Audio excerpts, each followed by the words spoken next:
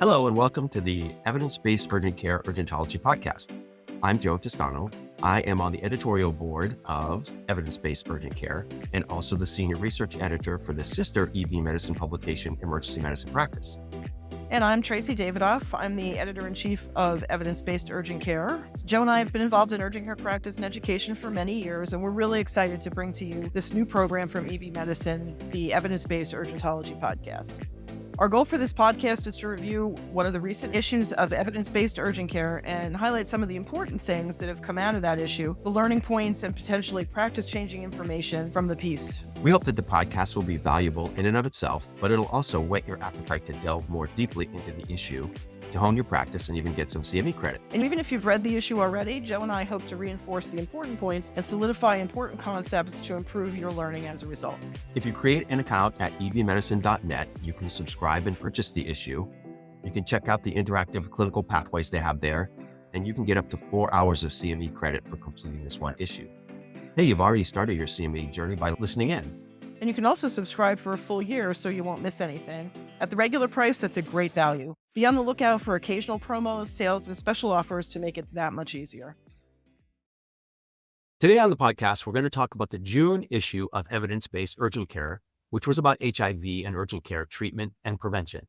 We want to thank Dr. Charles Burns and also Sampath Singh, who authored the initial article. And also thank you to Dr. Bernie Short, who did the peer review. Let's get started. We do have some promos to announce. It's Evidence-Based Medicine's 25th birthday in June, but you get the gift. 25% off everything with the coupon code BDAY25, BDAY25. Be sure to check out the abscess course with Patrick O'Malley. This course prepares you to diagnose and treat all kinds of abscesses from chalazions to paronychia, anywhere on the body from head to toe. It includes plenty of video demos, 5 CME credits, and a free incision and drainage practice kit. And you'll find that available at ebmedicine.net. And then one final promo, the keys and clinical pearls for all of Evidence-Based Medicine's 2023 topics in urgent care and emergency medicine are now available together in a searchable digital format. For a limited time, new subscribers to EB Medicine can get that complete bundle called Points and Pearls 2023 Year in Review for free. That is a $397 value. Just go to ebmedicine.net/subscribe. Awesome. All right. So let's just dive into the article about HIV.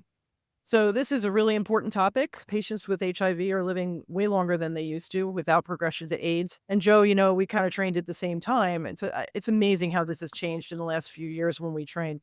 I mean, I remember floors and floors of end-stage AIDS patients, and, there was nothing that we had to offer these people. Uh-huh. And now, with all of the highly active antiretrovirals, people are living a full lifespan, the same as they would as if they didn't have HIV.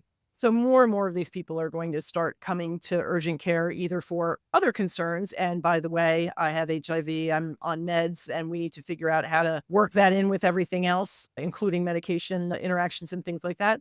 And then others that have been exposed and have a lot of questions that we may need to answer, and we may need to figure out how to test and treat some patients who have these concerns. Despite treatment and advances where patients are undetectable, people are still getting the disease. So more than 30,000 patients per year in the United States are still contracting HIV. So definitely worth knowing about from an urgent care perspective. We do realize there's a regional variation. There are a lot of urgent cares that rarely see any concerns related to HIV, but there are some in areas where there are huge at-risk populations, and that may be a more frequent concern in those areas. Again, we must know how to treat patients with the established HIV or AIDS, and how to assess and screen those who were previously negative and now may have had either a potential exposure or have at-risk behaviors that keep them at risk and make them more likely to contract the disease. I just want to comment that the authors did a really good job narrowing down publications that would be of most use to urgent care. There's so much out there. They really focused on guidelines supported by the CDC, Health and Human Services, and as well as the International AIDS Society. So these really have the strongest evidence to support any of the recommendations that are made here. So Joe, how about a review of epidemiology and pathophysiology? Sure. Well, you talked about the 3,000 new cases per year. And what that adds up to, the last year we have some good data is that as of 2019, approximately 1.2 million people 13 years of age or older were living with HIV in the US. And in 2021, over 36,000 people received a new HIV diagnosis in the United States plus the associated territories. So that's that 30,000 figure. In terms of pathophysiology, viruses need living cells to replicate, and the HIV virus uses lymphocytes, the CD4 helper cells of the immune system. And in the process of replicating and propagating, it destroys them, and that's what leads to the immunosuppression. Becoming infected with HIV requires exposure to a body fluid from somebody who's infected, and that fluid will have detectable virus in it. And that can get into someone either through direct inoculation into the bloodstream, percutaneously, or via mucous membrane, more likely if the mucous membrane is disrupted. Once the virus is in those cells, local replication occurs, gets into lymphocytes, and then viremia follows. The risk of infection after exposure depends on a number of things. It depends on how much material goes from the source to the host. Also, the type of exposure, intact skin, relatively impervious, disrupted skin versus disrupted mucous membrane, or direct inoculation into a vein, demonstrating increasing risk. There are also source factors that are important. The viral load of the source patient, as well as how sick they are at the time transmission occurs, gives you an indication of how much virus is in that infected body fluid that went from one person to another. In that early stage of infection, where a person comes in contact with the virus and it begins to replicate, that is called acute seroconversion. And many patients experience an acute illness during that time. It can be referred to as primary HIV infection or acute retroviral syndrome. And it's kind of scary to think about, but it's very similar to many of the viral syndromes we see in urgent care. Symptoms include fever, headache, malaise, sore throat, lymphadenopathy, and even GI symptoms. So, this overlaps with a lot of what we see, and it really boils down to risk in terms of whether you're going to suspect that among all the other viruses a person could have. That acute retroviral syndrome could last for weeks. People may seek care in the urgent care setting for those symptoms. I don't think about this necessarily right from the start, but I do if somebody's been sick, we're getting into their first week of illness and they've had a bunch of negative tests and, negative for COVID and flu and mono and strep and all that stuff, and they still have those symptoms. You probably think about it earlier, but that's when I start to ask questions about risk factors. So we'll talk some more about that. Trace, what's in your differential for HIV in patients that we need to consider this for? This is, like, as you said, it's a huge, broad differential diagnosis. For the purposes of this article, they basically divided people into those with known HIV and whether or not they have AIDS. And some people, you have maybe treated partially for AIDS due to noncompliance or some other factors. So you got to ask the questions, it says you're on these meds, are you taking them? Because those patients may have a different CD4 count. They may not be undetectable at that point. So then you have to start considering the opportunistic infection. If they're negative, they may have new diagnosis due to recent exposures. You have to ask about drug abuse because they may have been exposed that way, sexual contact. And then we see a lot of this, at least I do in my clinic, the occupational exposure being down around Disney down here. We see a lot of housekeeping people that got stuck with needles that they found when they were cleaning hotel rooms. And that happens a lot. We see that a lot down here. They have no idea who the source patient is. Yep. They just found the syringe and spoke themselves. So again, if the patient has AIDS, you need to be considered about opportunistic infections, things like pneumocystis, mycobacterium Kaposi sarcoma, Burkitt's lymphoma, and any other infection that anyone else can get as well if they're presenting with symptoms of some sort of an infection. If they're well treated and undetectable, their symptoms are probably not related to HIV at all. Undetectable means untransmissible and not going to have any AIDS-defining illnesses. So your differential diagnosis would be more or less the same as any other patient that has not had a positive HIV in the past. Exposure, symptomatic and asymptomatic, you want to worry also about other sexually transmitted infections such as syphilis, gonorrhea, chlamydia, herpes. Remember, these diseases travel together in patients that practice high-risk behaviors. Patient concern of acute retroviral syndrome. This may be, as you said, indistinguishable from other viral syndromes, things like hepatitis A, B, and C, Epstein-Barr virus, CMV. Even URI or flu-like illnesses may present similarly to acute retroviral syndrome. Hematologic malignancies, again, can present the same way: fever, chills, night sweats, tuberculosis. So all things that you really need to consider in this really broad diagnosis of viral syndrome. So with all this to think about, where should we start with the evaluation of these patients? Well, as always, start with the history. As you mentioned, there's a lot of concerns here, and probably the most complicated one is when to suspect HIV in that patient who shows up with a viral syndrome. We'll talk a little bit more about that. And that's where we have to kind of do the detective work. It may be the rare patient who comes in and says, I had an exposure And now I'm sick with something that I'm worried about, acute retroviral syndrome, that usually doesn't happen. We have to figure that out. The more common kind of presenting complaints or needs that people may show up with is that they've had an exposure, either to somebody with HIV or an unknown exposure or occupational or sexual exposure, or they may want preventative counseling or to understand treatment options if they've been recently diagnosed and haven't started treatment. And then there's the issue of general screening. Who should we be doing that for? This section on urgent care evaluation actually opens with the explanation of this concept of universal screening, which means test everybody in the high-risk group. This is potentially important when you consider that about 14% of those people who are living with HIV are unaware of their status. They feel well. They may have the greatest potential to spread it to others because they don't know that they have the disease. If you look at that universal screening concept, the CDC recommends routine performance of opt-out HIV screening for everyone age 13 to 64 who presents to a healthcare setting. It's a lot of patients. The opt-out means you would discuss it with them and they can decide whether they want it or not. And that screening, the CDC recommends regardless of risk. So regardless of high risk behaviors or exposures or anything like that. The U.S. Preventative Health Services Task Force has a similar recommendation, recommends screening everybody between ages 15 and 65. They give that a grade A recommendation. I mean, how many people do we see in urgent care that fit that demographic? So somebody coming in with an ankle sprain, to offer them HIV testing as well.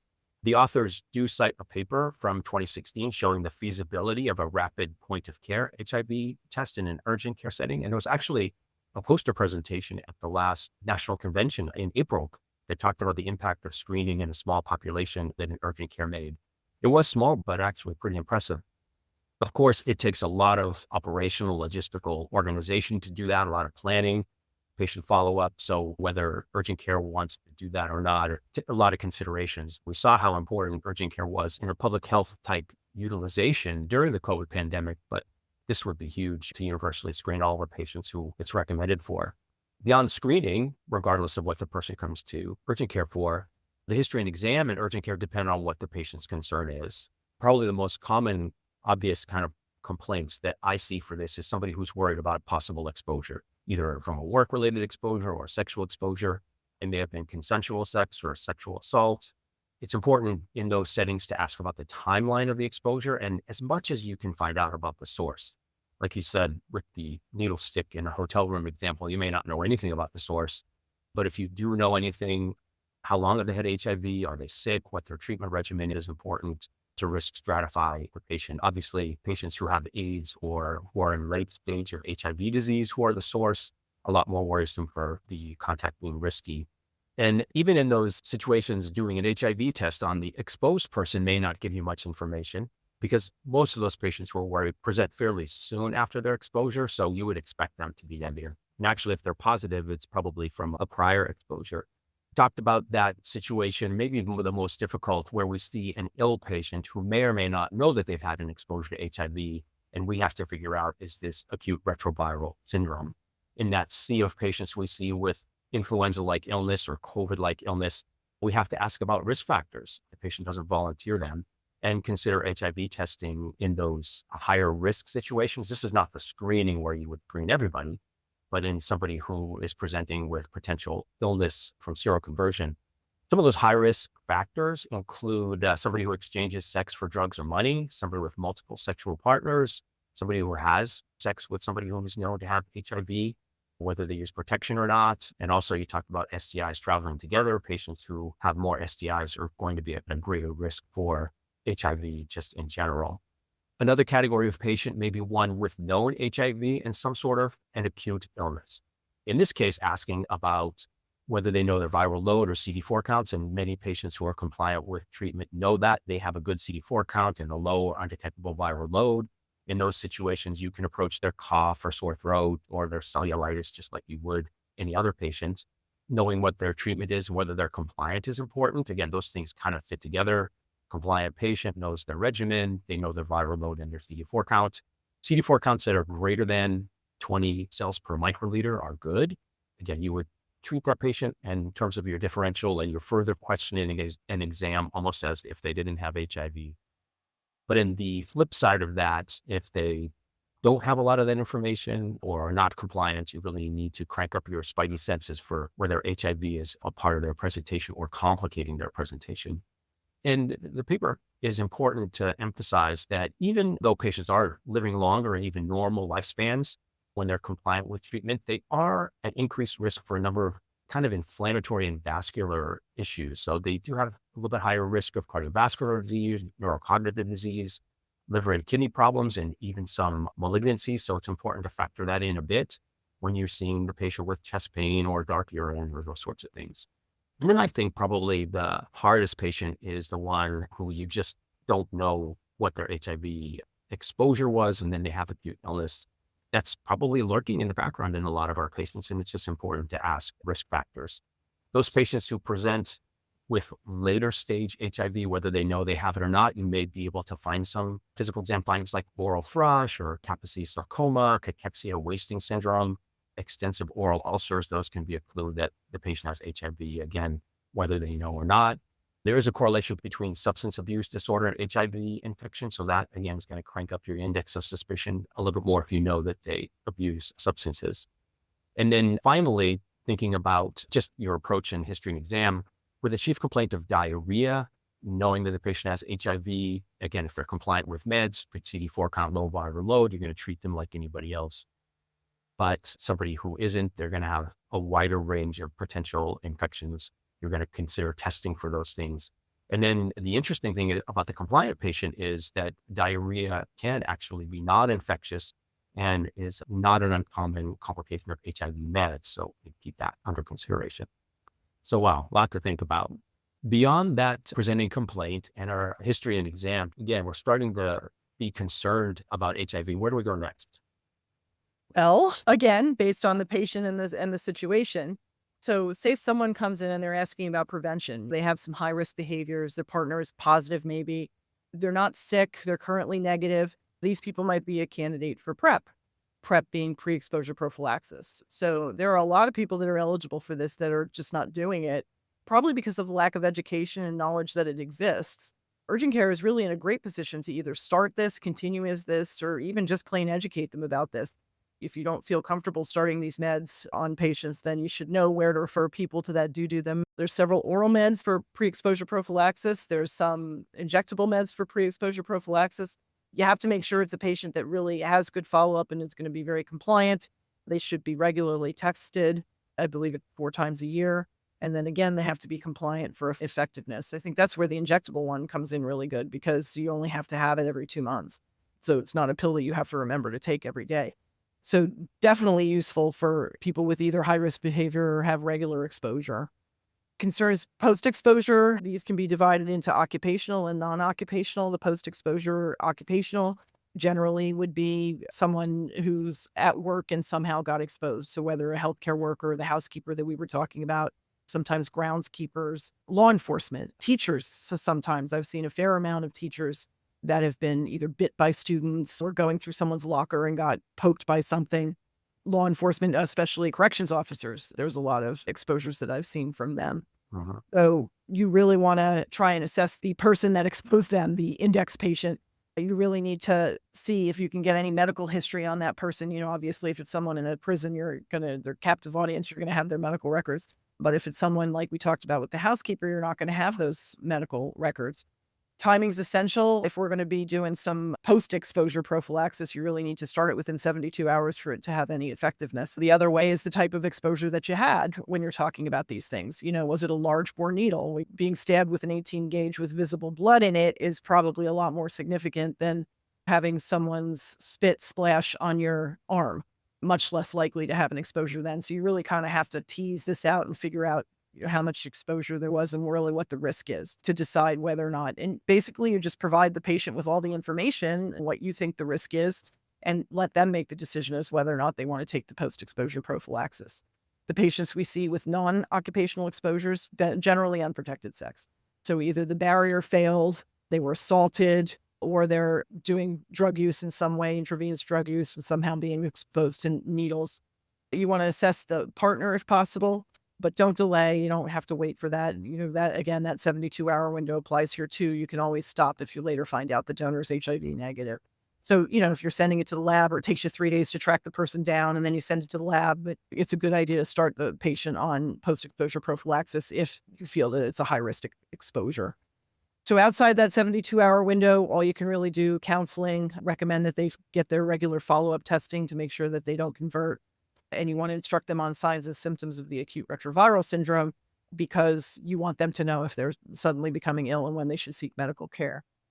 If it is someone that's going to continue to be exposed, you want to maybe mention that pre-exposure prophylaxis is a good idea for that person, and either consider prescribing it or once you've determined that they're negative, or you want to refer them to the appropriate person to counsel them and start them on PrEP. So non-pharmacologic pre-exposure or post-exposure prophylaxis education. Education is the key to everything. Knowledge is power. The more people that have been exposed or are at risk for exposure to HIV understand what's going on, the more likely are they going to make an informed decision that's right for them. Barriers are encouraged. You always want to recommend condoms if you're having sex that is not your single life partner. Lower risk sex, such as oral as opposed to penetrative. Again, we were talking about mucous membranes that are disrupted. Penetrative intercourse generally can cause that disruption and is higher risk for exposure than giving oral sex. Circumcision, men who are circumcised are more likely to sustain trauma to the area and to contract HIV from little micro tears in the area than men who are not. Intravenous drug abusers, probably not going to be able to get them to stop using drugs while they're being seen in urgent care for that one visit. But at least you can suggest to them, hey, try using clean, not shared needles. That would be a great way to significantly decrease your risk from getting HIV. So, Joe, what kind of testing do we need to consider in these people? Somebody shows up, how do you decide what tests you want to order? Right. Well, 2 points here.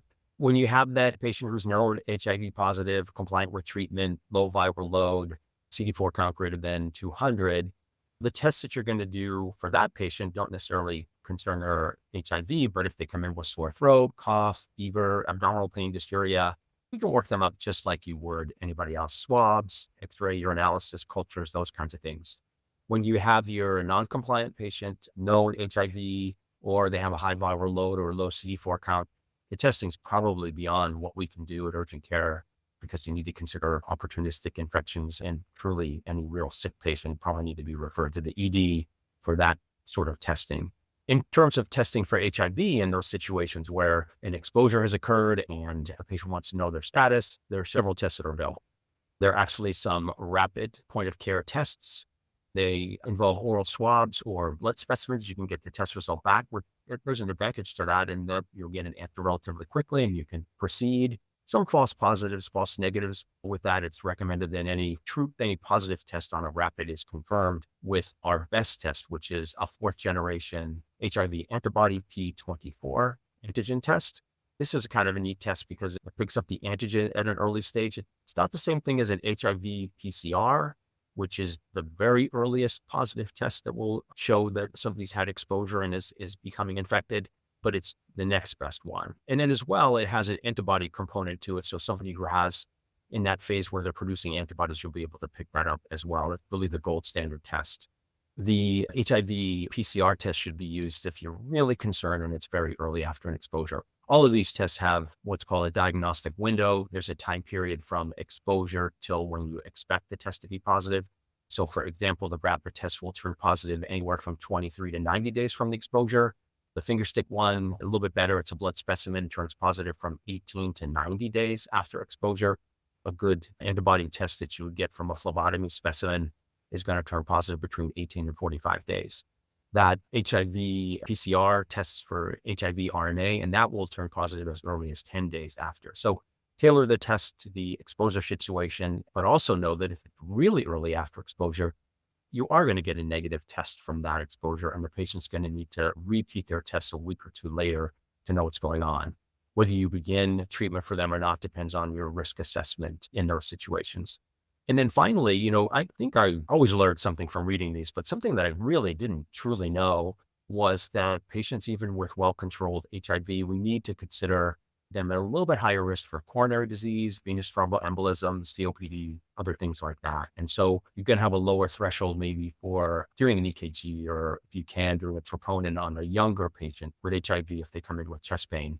In the risk management pitfalls section of the issue, they talk about a 42-year-old with long-standing HIV that's well controlled, but he comes in with chest pain and actually has ACS. So I think that's important to keep in mind when you're risk stratifying patients and deciding on tests. How about treatment trace? What's the evidence base for this? What are some treatment concerns for all the varieties of modes of treatment for HIV, PAP, PrEP treatment, those sorts of things? All right. Well, a full in-depth description of all the specific different meds is really kind of beyond the scope of this.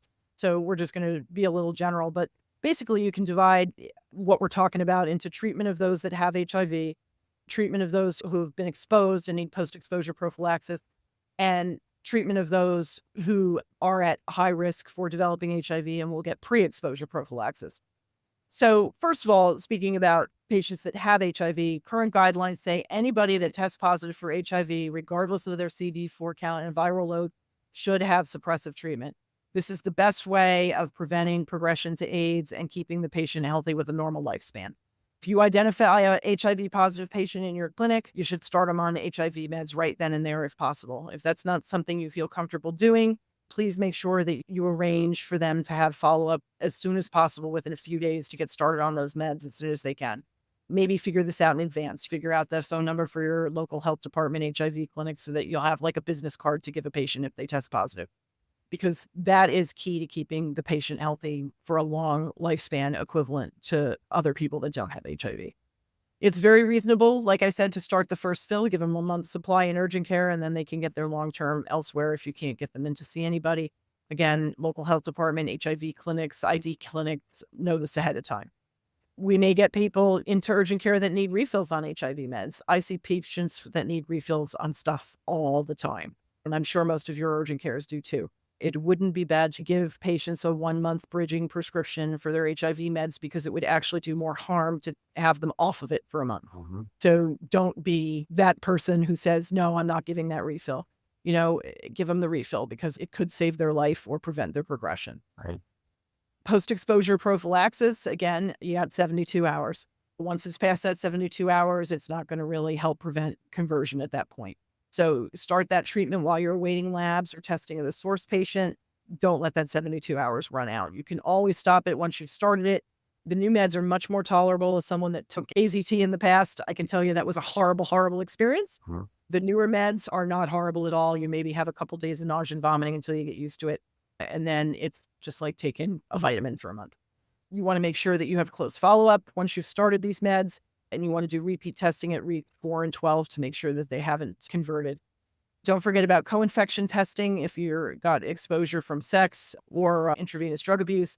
And don't forget about pregnancy testing if you have a female.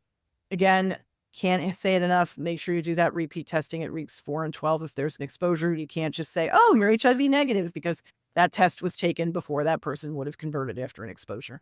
So always make sure that they have some close follow-up. Again, if you don't feel comfortable doing it in your urgent care, make sure that you refer that person somewhere where they can get that adequate follow-up. Hepatitis testing, again, if the patient is someone who injects drugs, then you want to make sure that you do the hepatitis testing, both for B and C. And if they come back negative for hepatitis B, you want to consider vaccinating them for hepatitis B when you do the follow-up. Talking about PrEP, pre-exposure prophylaxis, there's 3 options. Again, there are 2 oral combinations and there's 1 injectable combination. The orals actually come with multiple meds in 1 pill, so you don't have to worry about taking multiple meds. Again, the description of each one is kind of in-depth and beyond the scope of this, but if you're really interested, look it up. There's plenty of good info on the CDC websites or in various other sources, this article, for example, but lots of other sources to find this stuff out. Patients should be screened before initiation of PrEP and counseled appropriately. Again, this is a great thing to do in urgent care if you have the bandwidth to do that. If you do not, then please know to refer these patients to that are requesting PrEP. The HIV could be prevented by the PrEP. Discontinuation of PrEP. Some people will stop it. This can result in reactivation of hepatitis B if they had it. There is some crossover with these medications where they will suppress hepatitis B. And when you abruptly stop the discontinuation of the HIV meds for PrEP, you can have this rebound hepatitis phenomenon that can be so severe, the patient can actually get an acute hepatitis that's fatal. So always counsel patients, don't stop your PrEP abruptly. Make sure that you get the advice of an infectious disease doctor before you consider stopping your PrEP. HIV meds, like I said, are pretty tolerable now compared to the earlier meds, but there are some side effects. Nausea, vomiting, and headache are usually the most common. They're worse at onset and they usually resolve in a few days to weeks. And you can treat that with the usual meds. You can give ibuprofen for headache if you want. You can give them on Danzatron for nausea, vomiting if you need to. That's fine to do that. Some patients are very nervous about the nausea and vomiting because they've heard of other people that have had that secondary to post-exposure prophylaxis. Give them a few days of ondansetron. So beyond that, Joe, how about talking about some of the special situations an urgent care clinician might encounter regarding HIV in urgent care and any cutting edge stuff that might influence what we do? Sure. Well, we talked about the correlation between substance abuse disorder and HIV infection, particularly in those who use injection drugs.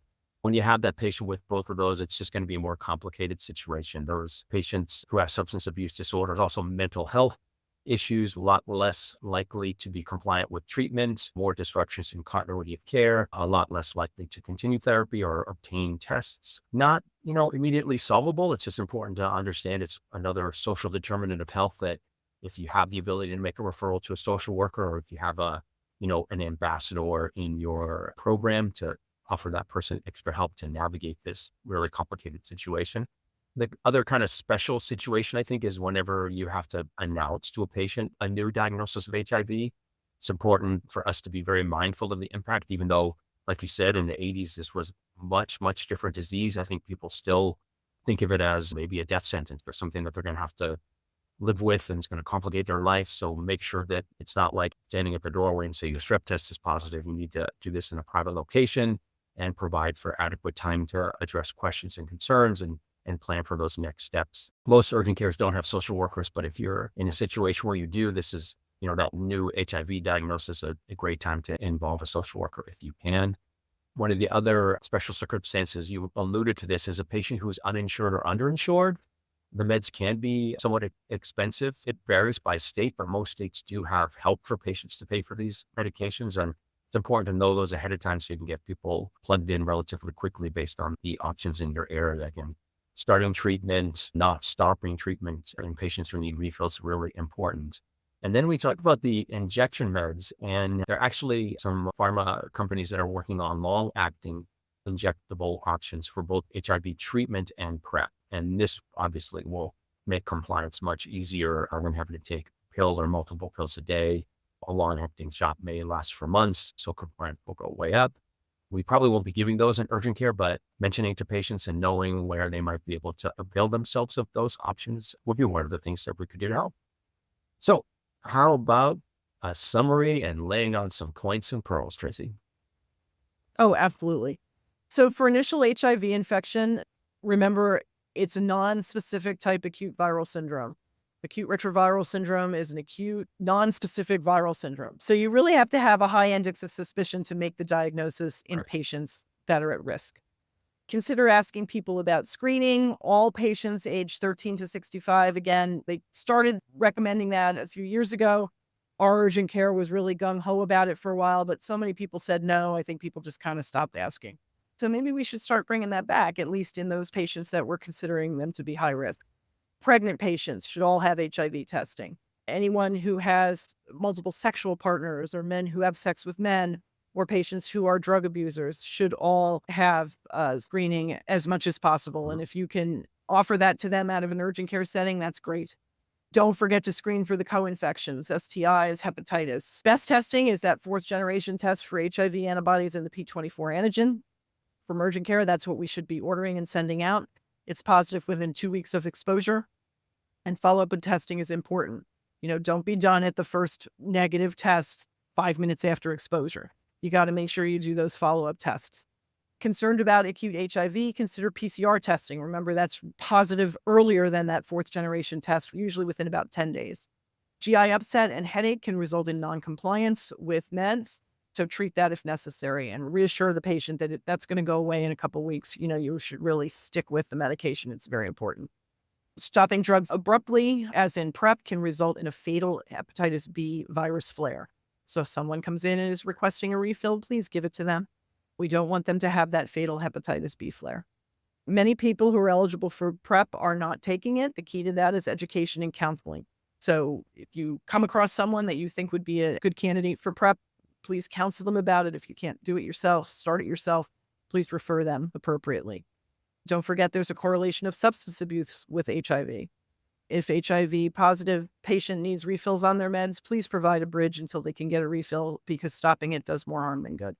Really good information if you want to go looking for this article, but also the CDC website. And then on that CDC website, there's HIV Nexus information and a lot of tools for clinicians, a lot of things where you can plug in, when the exposure was and what tests should be done and what meds are best and when certain diseases present with CD4 counts and things like that. So how about some final pearls, Joe? Sure. Keep in mind that treatment adherent patient, compliant, can have a normal life expectancy without opportunistic infection. It is important to keep in mind, though, that even somebody who is well controlled in terms of their HIV infection, compliant with meds, they do have a chronic inflammatory state. So it leads to a higher risk of cardiovascular, pulmonary, renal, neurologic, GI, hematologic, endocrine, musculoskeletal, psychiatric, and derm disease. So just keep in mind they're higher risk for that, even if they're well controlled with HIV. When the patient is aware of them, and again, that's usually going to be your compliant patient, knowing the CD4 count viral load can help you risk stratify and narrow your differential diagnosis when the patient presents with some symptoms that are worrisome for infection. Is it an infection that a person with a normal immune system would get, or do I need to worry about opportunistic infections? And that's when that data is important. In those patients who you're going to offer post-exposure prophylaxis, do it as quickly as possible. You want to do it within 72 hours, but as quickly as you can to get those first doses in and make sure the patient has a supply of meds. And then the final pearl is that patients with any STI are at higher risk for HIV, and you should consider them as candidates for PrEP. Perfect. So in conclusion, an urgent care center or urgent care clinician can play a crucial role in the diagnosis of HIV and management of exposure. So remember, again, for the 15th time, because it's important, exposure should be treated within 72 hours if you're going to do post-exposure prophylaxis. We are really in a unique position to provide education about PrEP and other forms of prevention, even if we're not providing it. So learn about it and mention it when you have patients that are presenting with either STIs or concerns about exposures. We can also do screening for HIV if we need to. People now have longer, if not normal, lifespans with HIV, so it's important to identify them as soon as possible. And in this day and age where a lot of people are getting their medical care from urgent care and not from primary care doctors, we are uniquely situated to take the reins on this. There are more and more HIV positive patients in the community that are being treated, who are going to present to our urgent cares with illnesses that may or may not be related to their disease, but it's something you really need to think about when they come in for complaints. Is this related to their HIV? Are they compliant with their meds? Is this AIDS? Is this not related at all? Will their meds interact with whatever I'm prescribing? Requires a little bit of thought when you're taking care of patients that are HIV positive on medication. You want to know what their viral load and CD4 counts are. Are they compliant with meds? And you want to make sure that patients who are either undiagnosed, untreated, or non-compliant are assessed for opportunistic infections when they present with certain complaints. Great wrapper. Well, thanks again to our authors and reviewers. We hope you enjoyed the discussion, learned something, and we'll be ready for more soon. Yep. Coming soon to a EB medicine near you. Shoulders. So gotta love shoulders. They're always fun in the urgent care center trying to sort out what the shoulder injury is. So please feel free to go to ebmedicine.net and use that 25% off coupon for everything. Coupon code BDAY25. And check out the abscess course with Dr. Patrick O'Malley with the video demos. It's a really great course. I've actually seen it. It's awesome. You get 5 CME credits and a free incision and drainage practice kit, which is really cool. He designed it himself. And then the EB Medicine Complete Bundle, which includes EM and urgent care with the points and pearls for 2023 year in review. That's free in addition to your complete bundle, which is usually $397. All of this is in searchable digital format, and you can go to ebmedicine.net/subscribe. Thanks for listening to our podcast, and we'll see you next month. Take care, everyone. Bye-bye. I want to thank everybody for listening to this month's evidence-based urgentology podcast. Just a reminder that subscribers can go to ebmedicine.net and read the full issue if you want more information, if you haven't already. And if you're not a subscriber, head to the site, that's ebmedicine.net, to check out what they have.